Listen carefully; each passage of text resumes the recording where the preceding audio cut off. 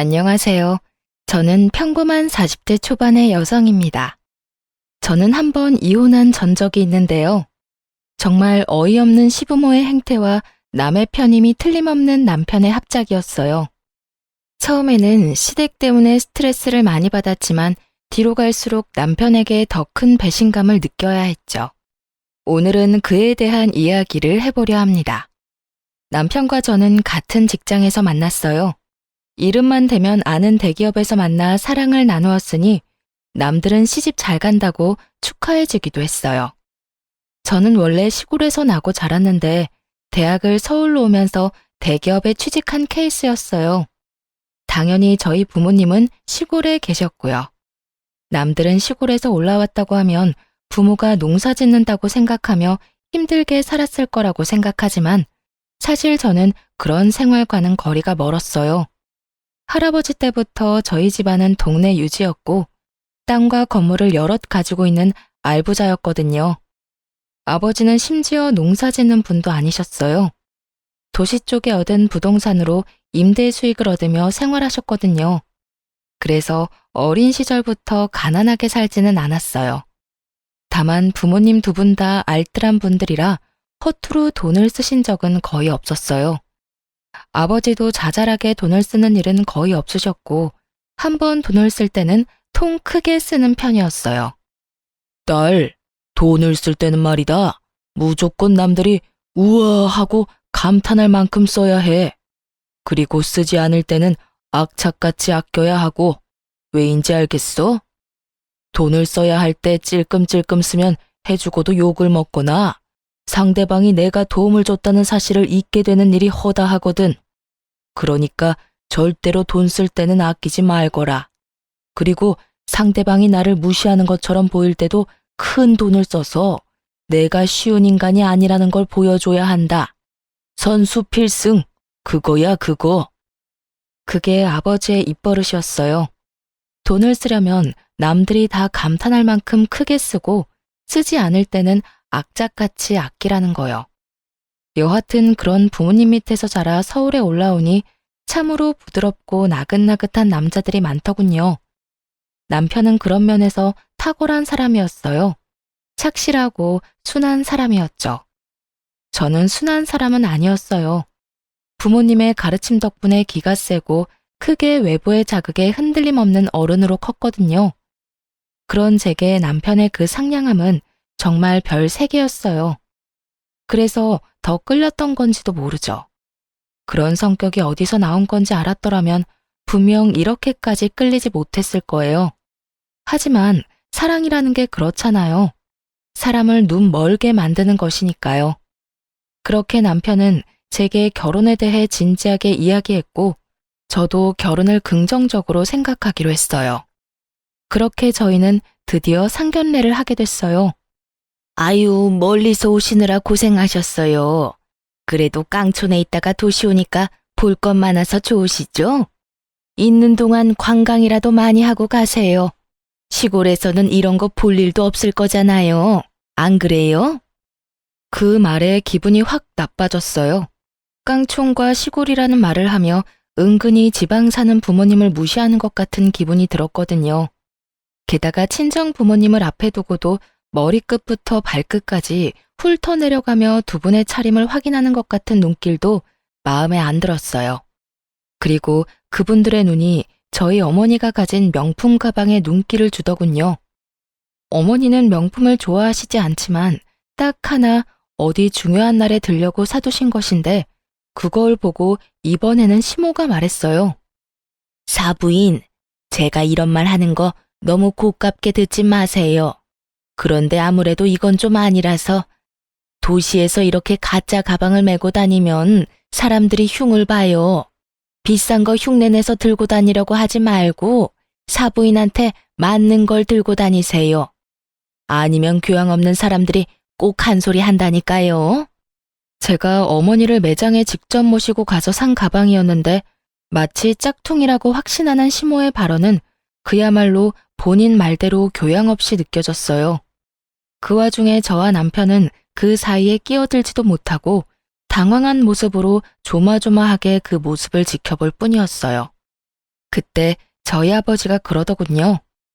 가방은 매장에서 직접 산 물건입니다. 그런데 가짜를 운운하신 걸 보면 사부인께서는 보는 눈이 없으신 것 같군요. 좀 더 사람과 물건 보는 안목을 기르지 않으면 사업도 많이 힘들 텐데 걱정이네요. 무시하는 발언에 걱정과 비난을 섞은 말로 응수하는 아버지였어요. 보는 제가 다 조마조마했죠. 심지어 아버지 표정은 너무 평온해서 기분이 나쁜 건지 안 나쁜 건지도 모르겠더라고요. 그게 진짜 물건이라고요? 죄송하지만 사돈께서는 어떤 일을 하시는지 저희는 지방에 계신다는 말밖에 듣지를 못해서. 제가 남편을 째려봤죠. 분명히 제가 아버지가 무슨 일을 하는지 알려드렸는데 남편이 이야기를 제대로 하지 않았다고 생각할 수밖에 없잖아요. 그러자 남편이 화들짝 놀라며 시모에게 다급히 말하더군요. 어머니, 제가 저번에 부동산 임대업 하신다고 말씀드렸잖아요. 바쁜 날 말씀드려서 깜빡하신 모양이네요.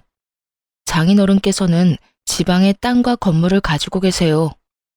그제야 시모가 고개를 끄덕이며 새삼스러운 눈빛으로 저희 친정 부모님을 쳐다보더군요. 아무것도 없는 깡촌에서 농사 짓다가 올라오신 분이 아니라는 걸 알아서인지 이내 생긋 웃더라고요. 솔직히 기분이 더러웠어요.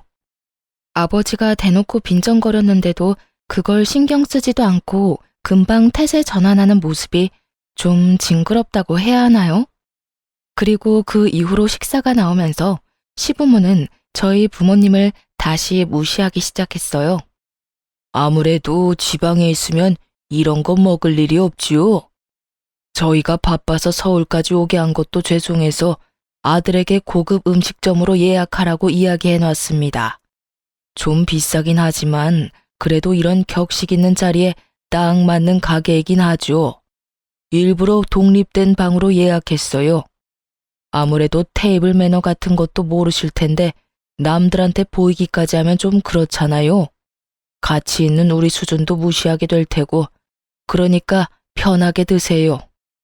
말투는 굉장히 격식이 있는 것처럼 보였는데 실상 말을 뜯어보면 대놓고 저희 가족을 무시하는 발언을 교묘하게 섞어서 말을 하고 있더군요.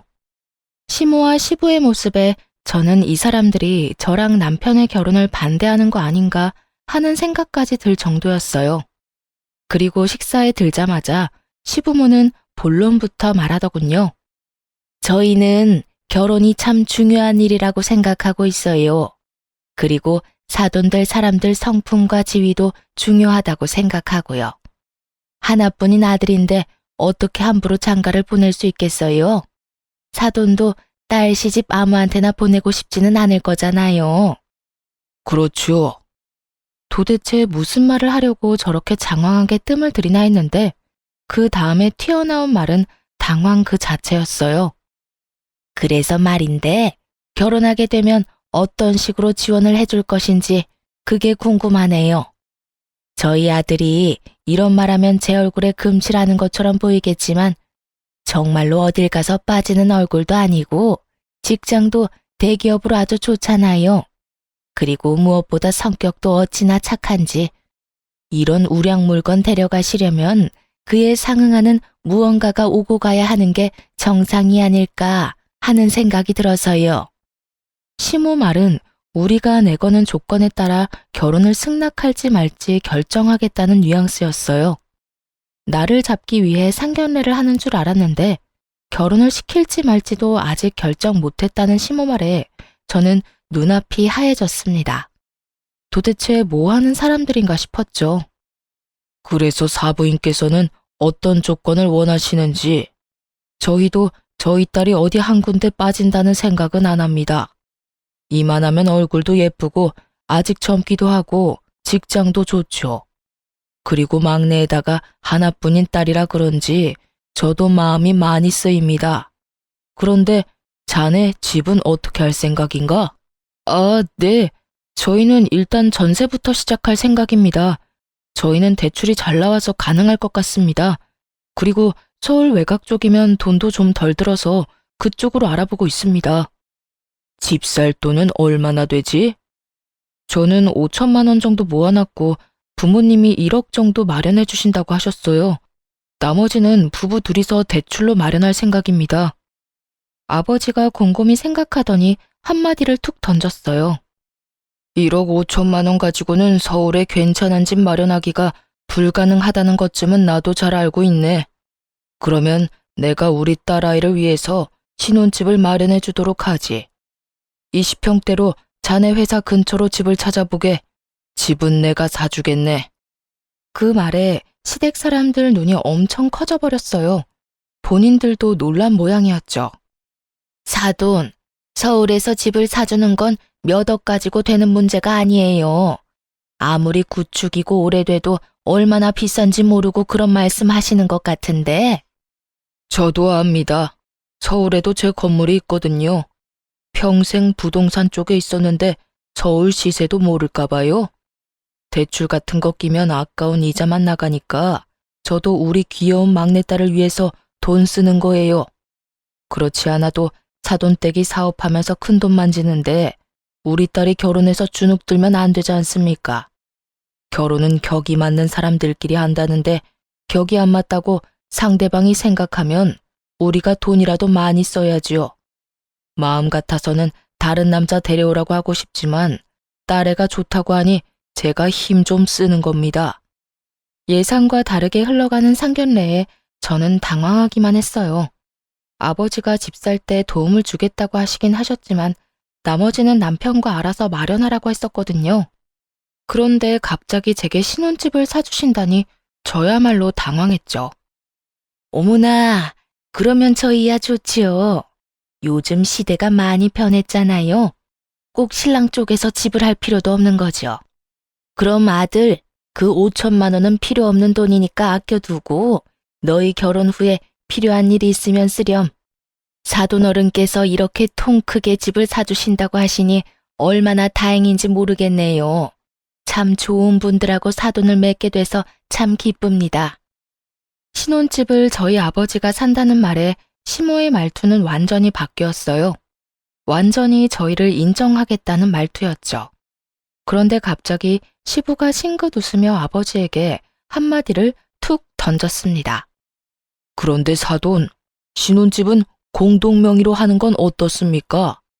요즘 사람들 한쪽에서 집해와도 다들 공동명의 합니다. 그래야 결혼도 오래 지속되고 안전하죠. 요새 워낙 배우자 몰래 집을 가지고 장난치는 사람들이 많아서 아무래도 걱정이 좀 되잖아요.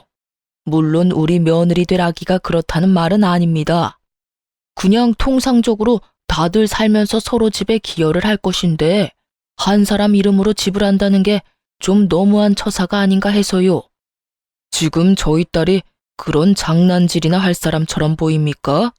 그리고 억짜리 집도 아니고 몇십억이나 되는 집을 돈 한 푼 내지 않은 사위에게 지분을 내준다는 것도 너무 날로 먹으려는 것처럼 보이는데요. 사돈께서 농담을 하는 건지 진담을 하는 건지 모르겠군요. 만약 공동명의로 꼭 하셔야겠으면 저는 빠지겠습니다. 집을 사주지 않을 테니 알아서 하시는 게 나을 것 같군요. 아니요, 아닙니다. 당연히 농담이었죠. 조크였습니다, 조크. 요즘 워낙 세상이 흉흉해서 말이죠. 그냥 농담이었으니 걱정하지 마시죠. 정말로 농담이었다는 듯 웃으며 이야기하는 시부를 보며 아버지는 묵묵히 그 자리에서 식사만 했어요. 마음에 안 들어하는 모습이 역력했죠. 저는 시부모 때문에 이 상견례를 망쳐버렸다고 생각했어요. 결혼을 못할지도 모르겠다는 생각도 들었죠. 남편도 당황한 기색이 가득했고 저는 시부모 때문에 우리 결혼이 틀어질까봐 밥도 제대로 삼키지를 못했어요. 그렇게 간간히 시모와 저희 친정엄마의 대화만 오가던 상견례가 끝이 났어요. 저는 저희 부모님을 호텔에 모셔드리러 나왔고 남편은 남편대로 시댁 식구들을 집에 데려다 주러 갔어요. 저희 가족만 남았을 때 아버지가 그러더군요. 딸, 사위될 남자 괜찮은 거 맞냐? 저런 생각 없는 인간들 밑에서 제대로 된 아들이 나올 리는 없는데 참 이상하네. 내가 저번에 봤을 때 사위는 참 겸손하고 순수해 보이던데 부모들은 왜 저렇게 무례하지? 나도 저번에 시댁에 인사드리러 갔을 때는 저 정도가 아니었어요. 상견례라고 힘 좀 주셨나? 근데 아빠, 집을 사준다니 그거 엄마랑 이야기된 거 맞아요? 옆에 있던 친정엄마는 고개를 절레절레 저었어요. 아버지가 그 자리에서 즉흥적으로 한 말이라는 거였죠. 서울 집값 장난 아니에요.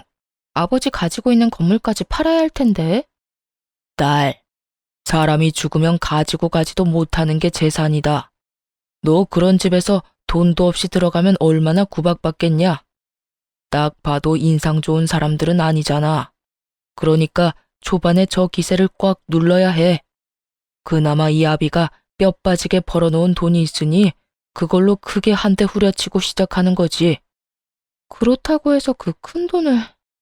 그것보다 더 중요한 게 있어. 너 절대로 네 남편한테 공동명의 해주지 마라. 네 남편이 괜찮은 사람이라고 해서 저 사돈들이 괜찮은 사람인 건 아니잖아.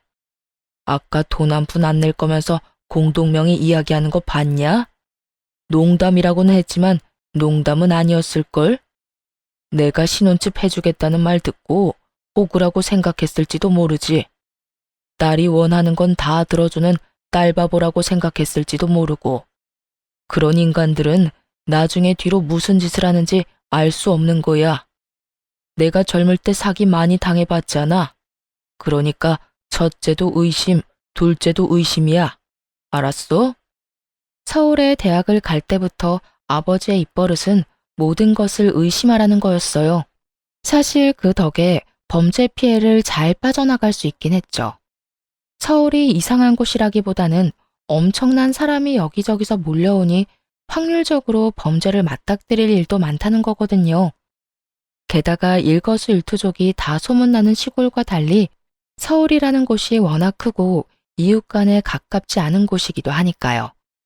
그래도 아버지가 결혼을 하지 말라고 하지 않은 건 남편의 착한 모습 때문이었을 거예요. 그렇게 저희는 결혼을 할 수 있게 됐죠. 결혼을 하고 시댁에 갈 일은 많지 않았어요. 남편이 불편한 제 마음을 헤아려 줬고 시댁과의 만남을 최대한 피할 수 있게 해줬거든요. 그런데 결혼하고 1년쯤 지났을 때 시댁에 큰일이 벌어졌어요. 시부가 하던 사업이 실패하면서 시댁 집까지 팔아야 하는 상황이 되어버렸거든요. 그전에도 사업이 잘 안 돼서 2번 망한 적이 있긴 했는데 그때는 본인들이 가진 돈으로 사업을 하다 망했고 이번에는 투자금까지 받아서 어떻게 해보려다 망한 거라 그 투자금을 다 돌려줘야 하는 상황이 된 거죠. 한마디로 크게 일 벌리다가 망해버린 거예요. 투자금이라 해봐야 얼마 되지는 않았지만 집을 날려버리기에는 충분한 금액이었어요. 그렇게 몇 날 며칠을 시댁과 저희 집을 오가며 근심이 가득하던 남편이 제게 그러더군요. 혹시 우리 집 담보로 대출 좀 받을 수 있을까? 대출 받은 건 내가 다 낼 거야. 지금 좀 급해서 그래. 부모님 지금 당장 살 곳도 없으시고. 그 말에 정신이 번쩍 들었어요. 상견례 끝나고 했던 아버지 말이 생각났거든요. 아빠한테 물어볼게. 내 명의이긴 하지만 아버지 돈으로 낸 집인데 내가 그런 중요한 걸 선택하는 건 좀 아니잖아. 잠깐만 기다려봐. 저는 아버지와 통화를 했고 아버지는 그걸 듣더니 절대로 집 담보로 대출받지 말고 일단 남편 데리고 친정에 한번 내려오라고 하더군요. 그렇게 남편을 데리고 친정에 갔어요. 남편은 저희 아버지가 혼날 거라고 생각했는지 안절부절 못하는 모습이었어요. 그래, 자네 돈이 필요하다고? 네, 저희 부모님 사업이 망해서 지금 당장 집 얻을 돈도 없어서요. 집을 담보로 대출을 받으려고 하는데 장인어른 허락을 받아야 한다고 해서. 자네 집 살 때 쓰려던 5천만 원은 어쩌고? 그걸로 부모님 집 얻어드리면 되지 않나? 그게 사업 망하고 빚쟁이들이 밀려오는 바람에 제 돈까지 부모님이 빌려가셨어요. 저는 지끈거리는 머리를 손바닥으로 감쌌어요. 이 시부모들이 남편이 모아놓은 돈까지 싸그리 끌어당겼었던 거예요. 남편은 저에게 말도 없이 그 돈을 시댁에 홀라당 줘버렸고요. 만약 그 돈이 저희가 부부 생활 중에 모은 돈이었다면 화가 엄청 났을 테지만 결혼 전에 모은 돈이었고 부모가 빚쟁이에게 쫓기니 쓸 수밖에 없었다는 점 때문에 저도 남편에게 따질 수도 없는 입장이었어요. 다만 걱정이었죠.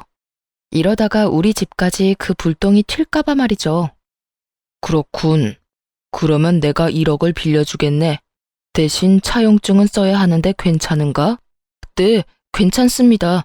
빌려만 주시면 제가 매달 잘 갚겠습니다. 원금은 자네가 부담 안 될 정도로 갚으면 되고 이자는 안 받도록 하겠네. 대신 조건이 좀 까다로운데 잘 읽어보고 결정하게.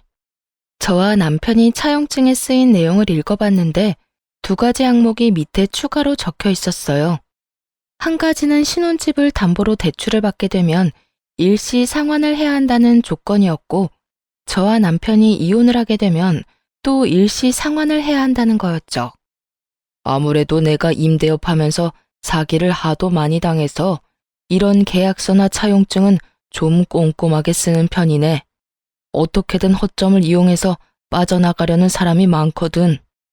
그렇군요. 저는 괜찮습니다, 장인어른. 저희가 이제 막 결혼했는데 헤어질 일도 없고 신혼집도 아내 명의이니 아내 허락 없이는 어떻게 하지도 못합니다. 매달 원금만 조금씩 갚아도 되는 조건이면 다른 어떤 곳에서 빌리는 것보다 훨씬 좋은 조건인데요. 저희 상황 생각해 주셔서 이렇게 빌려주시는 거 너무 감사합니다. 남편은 호언장담을 하며 도장을 꾹 찍더군요. 결혼한 지 1년밖에 안 됐으니 어찌 보면 당연한 거였죠. 저도 이혼할 생각은 없었으니까요. 그래서 아버지가 남편을 도와주려 하는 것에 감사했어요. 꼼꼼하게 써놓은 항목들도 저희가 지키기 쉬운 것들로 넣어준 거라고 생각했어요.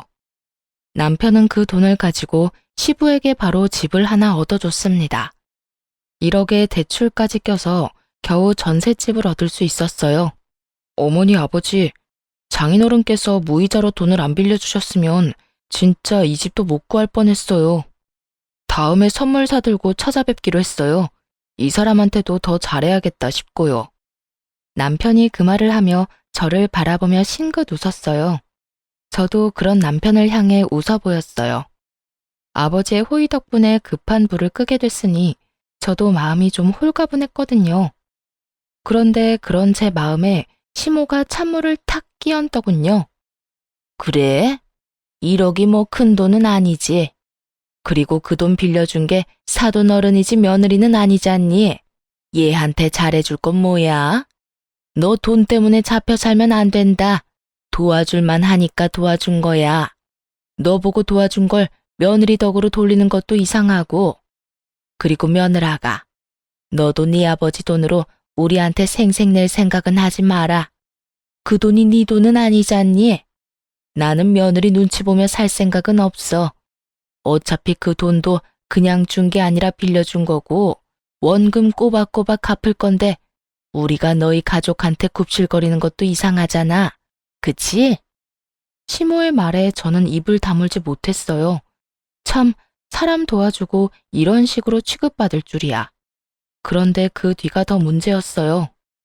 그리고 이번에 김장해야 하는데 우리는 이사 때문에 힘들 것 같으니 너 혼자 김장 좀 해서 김치 보내거라. 나는 가게에서 파는 김치는 맛이 없어서 못 먹거든. 그리고 젓갈 많이 들어간 것도 못 먹으니까 참고하고. 아, 그래도 한 30포기는 넘게 해야 할 거야. 우리 집에 10포기, 너희 10포기, 할머니네 10포기. 다 되면 집으로 갖다 줘. 알겠니? 그 이야기를 듣는데 완전 골이 띵하더군요. 같이 하자고 했으면 이 정도로 열받지는 않았을 겁니다. 저희 집도 시골에서 김장 엄청 많이 하거든요. 그런데 그걸 혼자서 하는 건 절대 아니었어요. 김치를 가져갈 사람들은 다들 모여서 함께 하는 거였으니까요. 그런데 저더러 혼자 30포기를 하라니 저는 알겠다고 말하고 김장은 8포기만 했어요. 저희 먹을 것만 해서 김치 냉장고에 넣어두고 시댁과 시조모 댁에 보낼 김치는 인터넷으로 주문했어요. 그리고 2분 주소를 남편에게 알아내서 김치를 보내드렸죠. 이틀 뒤에 시모에게서 전화가 왔습니다. 야, 너 이게 뭐 하는 짓이야? 김치를 사서 보내? 내가 김장김치해서 보내라고 했지 사서 보내라고 했니? 어머님, 죄송한데 저 혼자 30포기는 못해요. 그래서 사서 보내드렸는데 문제라도 있으신가요? 입맛에 안 맞으면 반품하시고 다른 거 사시면 될 것 같은데요. 그 문제가 아니잖아. 30포기 누가 혼자 하라고 했니? 친정 가서 해오면 되지. 지금 시댁김치를 친정에서 해서 가지고 오라는 말씀이신가요? 그래. 너 혼자 못하겠으면 그렇게 하면 되지. 내가 분명히 말했지. 나는 시중에 파는 김치는 못 먹어. 저희 친정어머니가 왜 어머님 드실 김치를 해야 해요? 저희 어머니를 설마 가사도우미 정도로 생각하시는 건 아니시죠? 저는 어이가 없었어요. 불과 얼마 전에 우리 부모님한테 돈 빌려갔잖아요. 그런데 저뿐만 아니라 저희 부모님까지 끌어들여서 시집살이를 시키려 하는 꼴이 정말 너무 웃겼어요. 사돈한테 돈 빌려간 주제에 마치 주인이라도 된 마냥 굴더군요. 난 그런 생각한 적 없어. 오히려 네가 우리를 얼마나 무시했으면 내 말은 들은 채도 하지 않고 김치를 사서 보냈겠니? 정말 며느리라고 하나 있는 게 이렇게 생각이 없어서 어쩌니? 이런 일 하는 게 며느리야. 결혼한 지 얼마나 됐다고 벌써 시어머니를 이겨먹으려고 해? 어머님, 인간적으로 30포기를 혼자 하라거나 나누지도 않을 친정엄마와 함께 하라고 하는 게 더 저희를 무시하는 것 같은데요. 김치는 보냈고 마음에 안 드시면 반품하고 이번에는 어머님이 직접 주문해서 드세요. 요즘 파는 김치도 맛있게 잘 나와요. 그리고 요즘 세상에 며느리가 시댁 일꾼이라고 생각하는 것도 진짜 구식인 건 아시죠? 저는 그렇게 이야기하고 전화를 뚝 끊었어요. 시모가 열받았는지 남편에게 전화해서 난리를 쳤더라고요. 그날 저녁에 남편이 저희 집에 와서 그러더라고요. 여보, 도대체 어머니랑 무슨 일이 있었길래 어머니가 그렇게 화가 나셨어? 어머님이 나더러 김치 30포기를 혼자서 하라고 하더라고. 그래서 우리 먹을 8포기만 하고 어머님 보낼 김치는 인터넷에서 사서 보내드렸지. 이 일에 어디에서 화를 내는지 모르겠네. 우리 엄마 입이 좀 까다로우셔서 시중에 파는 김치는 못 드시는데 웬만하면 김치에서 갖다 드리지 그랬어. 남편의 이야기에 저는 화가 났어요. 그러면 김장을 같이 하자고 말씀하셨어야지. 나 혼자 30포기를 어떻게 하라는 말인데? 그럼 당신이 나랑 같이 김장할래? 그리고 어머님이 우리 친정엄마까지 끌어들였다고. 장모님을? 그래.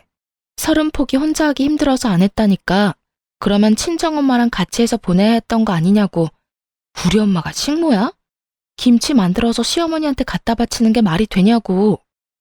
이참에 이야기할게. 당신 어머님한테 이야기 좀 해. 제발 상식적으로 행동하시라고. 내가 당신한테 이런 이야기 하는 거 싫은데 부모님 그 집도 우리 아버지한테 빌린 돈으로 마련한 거잖아. 그러면 적어도 우리 부모님은 건드리지 말아야지. 제 말에 남편은 우물쭈물 쩔쩔매며 아무 말도 못하더군요. 겨우 시어머니에게 이야기해보겠다는 말을 들었을 뿐이죠. 그런데 며칠 뒤 더 경악할 만한 일이 벌어졌어요. 시모는 제 상상을 뛰어넘는 뻔뻔함을 지녔더라고요. 돈 1억을 남편이 빌려갔는데 저희 어머니에게 전화해서 돈을 더 요구했다고 하더군요. 예, 너희 시어머니 진짜 너무한다. 우리더러 돈 많으니 돈 좀 더 달라며 돈 맡겨놓은 사람처럼 떼를 쓰는데 아휴, 내가 정신이 없어서 너희 아버지 바꿔줬더니 너희 아버지랑 싸우고 난리가 났어 얘. 저는 정신이 아득해지는 걸 느꼈어요. 결국 친정아버지가 화가 잔뜩 난 채로 저희 집에 찾아왔어요. 그리고는 시댁 어른들 불러오라며 난리였죠. 결국 남편에게 시부모님 모시고 오라고 전했어요. 남편은 화난 장인의 모습에 시모에게 도대체 무슨 짓을 저질렀냐고 물었고 시모는 자기는 잘못한 거 없다며 당당하게 저희 집에 왔더군요. 사부인, 아무리 그래도 이건 너무하지요. 어떻게 다짜고짜 와이프한테 전화해서 돈을 더 달라고 떼를 쓰실 수가 있습니까? 아니, 우리한테 돈 맡겨놨어요? 애들 신혼집도 제가 해줬고 사돈 빚쟁이한테 쫓긴다는 말에 1억 빌려준 것도 저입니다. 그런데 또 전화와서 돈을 빌려달라뇨. 이 정도면 제가 많이 해드린 것 같은데 도대체 저희를 어떻게 생각하길래 그렇게 편하게 전화해서 돈을 빌려달라고 하십니까?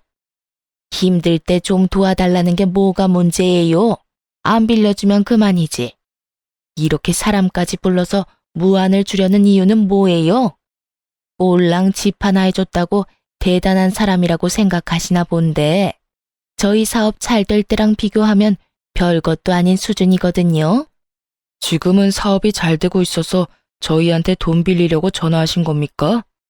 무슨 일이든 정도라는 게 있는 법인데 막무가내로 전화해서 떼쓴다고 돈을 빌려줄 거라고 생각했어요? 이런 무례한 사람들이랑 사돈을 맺다니. 장인어른, 진정하세요. 제가 사과드리겠습니다. 어머니가 그런 전화하신 줄 정말 몰랐습니다.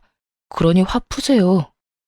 남편의 사과에 시모는 입이 삐죽 나왔고 친정아버지는 겨우 가라앉은 모양새였어요. 어머니, 빨리 사과드리세요. 앞으로 연락 안 하면 되는 거잖아. 이런 일로 사과는 무슨 사과야.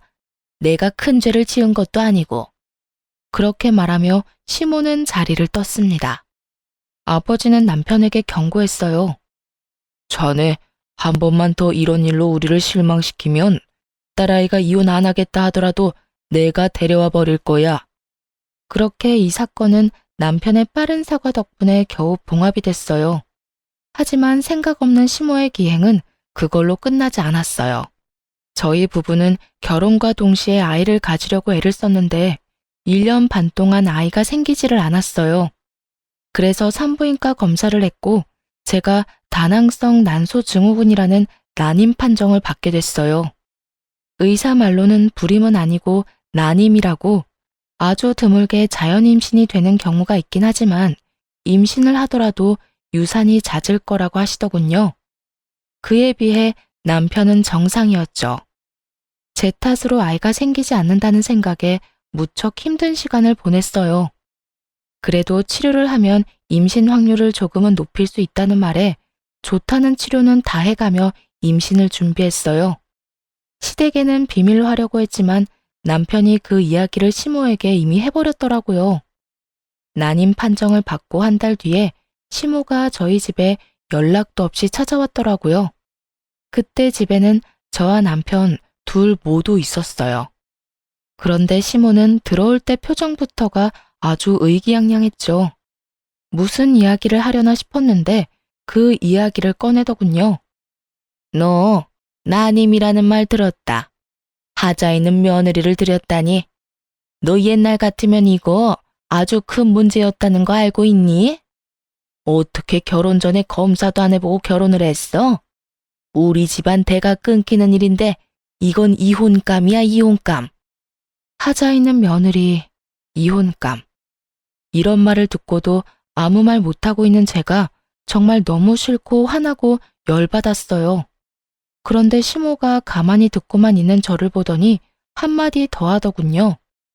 네가 우리 집안에 이렇게 큰 누를 끼쳤으니 원래라면 이혼을 시켜야 맞는 일인데 내가 교양 있는 사람으로서 그런 짓은 못하지. 다 봐줄 테니 너도 우리 집안의 성의를 보여라. 그러면 문제 있는 너도 우리가 잘 품어줄 테니까. 성의요? 성의를 보이라는 말에 제가 되묻자 시모가 그러더군요. 당연히 성의를 보여야지. 한 5억 정도면 가능할 것 같은데 사실 5억도 작지. 네가 하는 짓이 우리 집안 대를 끊게 만든 건데 이 정도로 넘어가는 걸 다행으로 생각해야 하지 않겠니? 아, 그리고 이 신혼집도 공동 명의로 해놔. 우리 아들 아기를 얼마나 좋아하는지 알지? 그런 애가 평생 애 없이 살아야 하는데 당연히 그 정도는 해줘야 하지 않겠어? 이 엄청난 요구에 저는 그저 헛웃음만 나왔어요. 제가 악몽을 꾸고 있는 건 아닐까 착각할 정도였으니까요. 어머님, 제가 그 성의를 안 보여주면 어떻게 되는 건가요? 당연히 이혼이지. 너 대를 잊지 못하는 게 얼마나 큰 건지 몰라서 그래? 아들, 네가 말해봐라. 우리 집안이 어떤 집안이야? 애가 없으면 절대로 안 되는 집안 아니니? 당장 네 할아버지부터가 당장 이혼하라고 난리 날 거다. 당신 어머님 말에 동의하는 거야? 저는 허수아비처럼 서 있던 남편에게 물어봤어요. 어? 시모의 눈치를 보던 남편이 한참 망설이다 한마디 했어요. 나도 그렇게 생각해. 형제가 있는 것도 아니고 남자는 나뿐인데. 게다가 나는 엄마 말처럼 애 좋아하고 애가 있었으면 좋겠거든. 들었지? 이거 봐. 네 남편조차도 그렇게 생각하잖니. 그래서 이혼하자는 말이야? 그건 아니고 엄마 말대로 해주면 그냥 살아도 되고. 정말 복장 터진다는 말이 무슨 말인지 그제야 알겠더군요.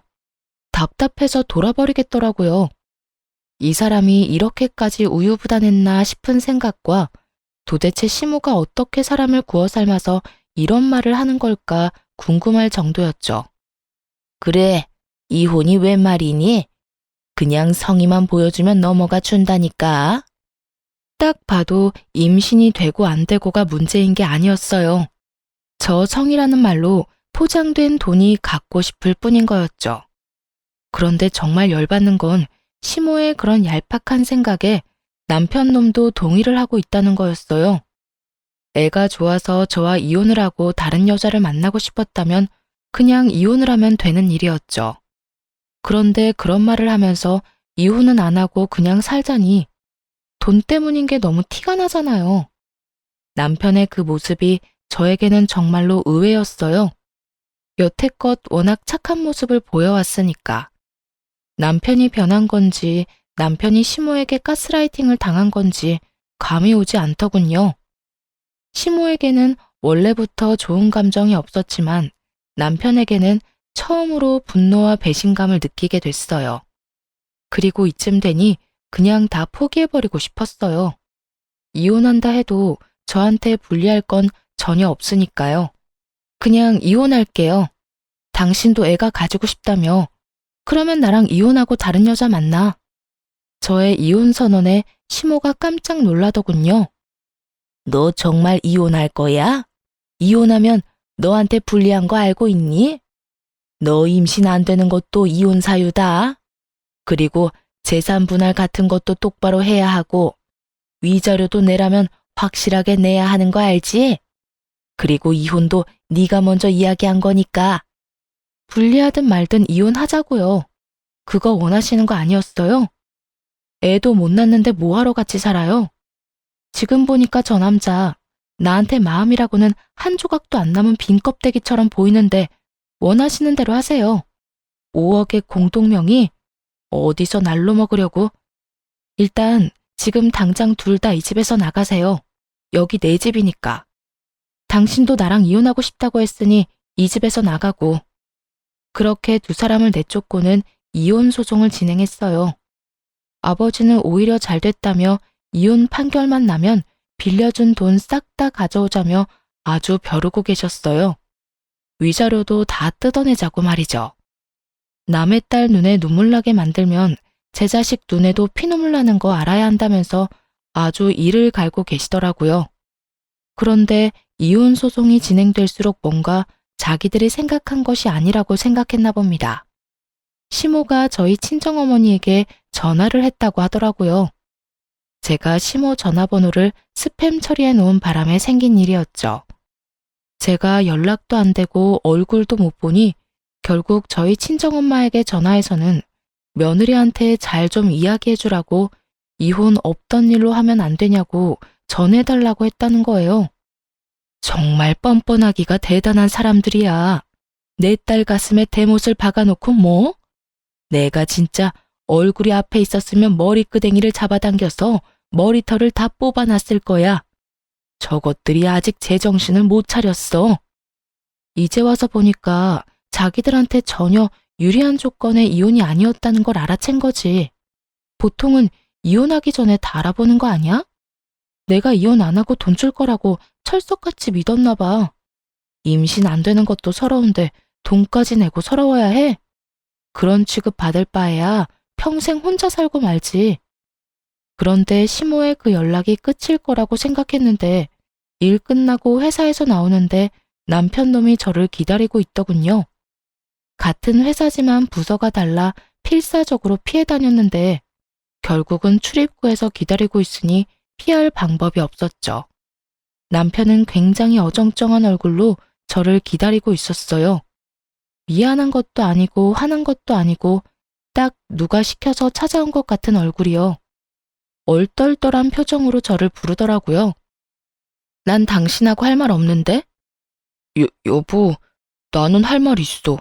잠시면 돼. 잠깐만 들어줘. 내가 그때 한 이야기는 정말로 다 거짓말이야. 난 여전히 당신 사랑하고 있고 아이가 없더라도 당신하고 헤어지고 싶은 생각 절대로 없어. 이건 진짜 내 진심이야. 그러니까 우리 이혼 없던 걸로 하면 안 될까? 당신 없으니까 너무 허전하고 힘들어. 웃기고 앉아있네. 당신 그거 전혀 진심으로 안 들려. 그런 말 하고 싶었으면 내가 어머님한테 그런 취급 받았을 때 했어야지. 이혼 이야기 나오기 전에 했었어야 맞는 거지. 그랬으면 난 당신 하나 바라보면서 혼인관계 유지했을 거야. 그런데 너 뭐라 그랬냐? 그때 진짜 얼토당토 않은 말도 안 되는 말 짓거렸지? 미친놈. 오늘 이렇게 찾아와서 이야기하는 것도 그래. 딱 보니 답 나오네. 어머님이 그렇게 말하라고 시켰지? 제 말에 남편놈이 아무 말 못하고 고개를 숙여 제 눈을 피하더군요. 침묵은 긍정이라는 말이 있죠. 아무 말 못하는 남편놈을 보니 감이 오더라고요. 저는 남편을 앞에 두고 시모에게 전화를 걸었어요.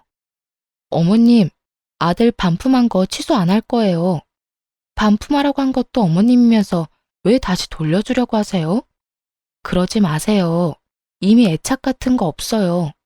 이혼 소송 불리하게 진행되는 것 같아서 속상하신 건 알겠는데 그러게 왜 처음부터 알아보지도 않고 일을 진행해서 이렇게 후회할 짓을 만들었어요? 어쨌든 이런 식으로 저희 부모님한테 연락하거나 이 인간 이용해서 이혼 번복하려고 하지 마세요. 저는 이혼 꼭 할 거니까요. 며느라가, 아가, 내 말 좀 들어봐라. 나는 당연히 결혼을 했으니 재산 분할이 조금이라도 될 줄 알았어. 그런데 혼인 기간이 짧으면 그게 인정이 안 될 가능성이 높다네. 그리고 나는 차용증에 대해서 제대로 몰랐지 않니? 그런 항목이 있었으면 절대로 이혼 이야기도 안 꺼냈을 거야. 이혼하면 빌린 돈을 무조건 갚아야 한다는 조건이라니 너무하지 않니? 아무리 그래도 우리 사정도 봐줘야지. 어떻게 지금 당장 1억을 어디서 구해? 그건 그쪽 사정이고요. 아주 호언장담을 하면서 도장을 찍은 건 남편이고 그 호언장담도 깨가며 이혼 원한 것도 남편이거든요. 이혼 등 떠민 건 어머니고요. 그래, 그건 나도 인정하마. 하지만 그런 조건에 대해 상세하게 이야기 안 해준 네 잘못도 있지. 애는 없어도 된다. 얘야, 그러니까 이혼만은 좀 어떻게 안 되겠니? 나는 이혼 안 하는 게 훨씬 좋은 것 같아. 왜요? 저는 하는 게 좋을 것 같은데요. 난임이라는 거 하나만으로 저를 하자 있는 인간으로 몰아서 친정의 돈까지 뜯어내려고 하더니 결국 가지고 있는 모든 걸 잃으셨네요. 그냥 가만히 아들 부부 놔뒀으면 그래도 빌린 돈은 보전할 수 있었을 텐데. 저희 이혼하게 만드신 것도 모자라서 사람 약점 가지고 뒤흔든 고약한 마음씨 잘 봤어요. 그래도 결혼 초반에 알게 돼서 천만다행이에요. 잘못했으면 저도 못 빠져나올 뻔했으니까요. 앞으로 연락하지 마세요. 연락하면 스토커로 신고할 거예요. 그리고 이 인간 시켜서 말 전하게 하지도 말고요.